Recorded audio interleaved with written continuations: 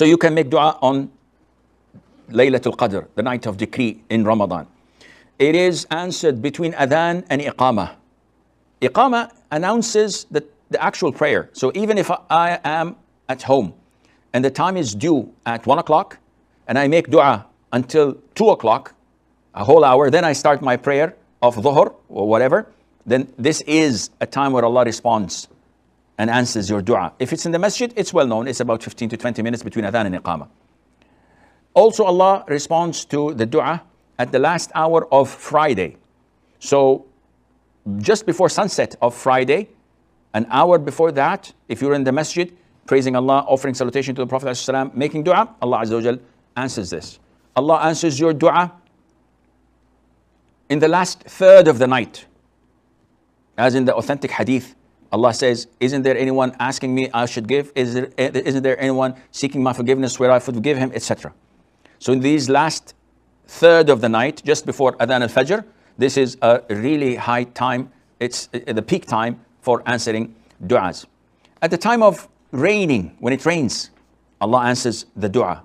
When you hear the rooster making its sound just before Fajr, the Prophet said, whenever you hear the rooster praying or making its sound, then ask Allah from His grace, because it has seen an angel. So it's a time of dua. Also at the end of fard prayers and also volunteer prayers. But the hadith stated clearly that at the end of fard prayers, dubur as-salawat al-maktuba. And this is what made some people think that the hadith refers to after the fard prayer. And we've said this so many times, that the hadith is understood in the light of other hadiths, where the Prophet told us ﷺ, that after offering salutation upon the Prophet ﷺ, during salat and before salam, before concluding it, this is time of dua, where Allah answers those who call Him. Not after salam, because after you finish your prayer and conclude it, it is time for dhikr, as Sheikh Islam Taymiyyah and Ibn al-Qayyim had chosen. Also among the favored places of dua is when you are in sujood. The Prophet had said, the closest you are to Allah while you are in prostration. So choose whatever you wish. It is worthy of Allah Azza wa Jal answering you. And this, of course, as we've also mentioned before, just reminders, that is within the salat. Nowadays, there's an innovation, a new trend. After Fajr prayer, after it's concluded, people are making dhikr. After 5-10 minutes, all of a sudden you see people prostrating. They're not in salah. And they prolong their prostration. After finish, my friend, come. What were you doing? He said, this is prostration for dua. I said, but you're not praying. He said, yes, this is a separate prostration. This is haram. This is innovation. It's not acceptable.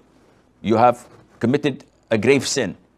Others repeat this on and on and say that this is prostration of gratitude, of shukr. And again, this is an innovation.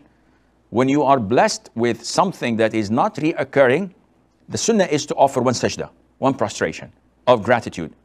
If your boss gives you a paycheck at the end of the month, you do not perform sujood al-shukr. Why? Because this is reoccurring.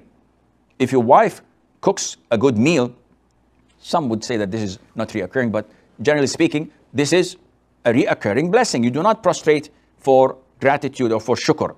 But if someone tells you that your uncle who was in ICU for 6 weeks has woken up from his coma and now, mashallah, he's communicating and he's becoming better, then you may prostrate, because this is one in a lifetime occasion that requires showing and expressing gratitude to Allah, etc. And Allah Azza wa Jal knows best.